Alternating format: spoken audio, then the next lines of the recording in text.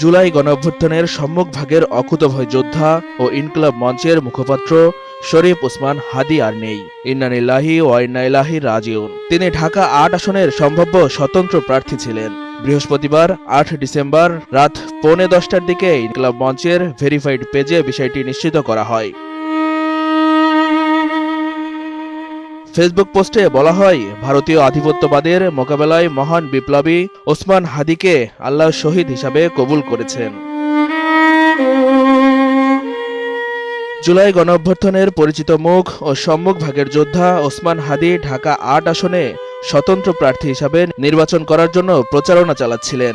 গত শুক্রবার ১২ ডিসেম্বর দুপুরে রাজধানীর বিজয়নগরের বক্স কালভার্ট সড়কে তাকে গুলি করে দুর্বৃত্তরা। এরপর তাকে নেওয়া হয় ঢাকা মেডিকেল কলেজ হাসপাতালে।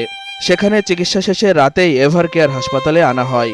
পরে উন্নত চিকিৎসার জন্য ১৫ ডিসেম্বর এয়ার অ্যাম্বুলেন্সে তাকে সিঙ্গাপুর নেওয়া হয়।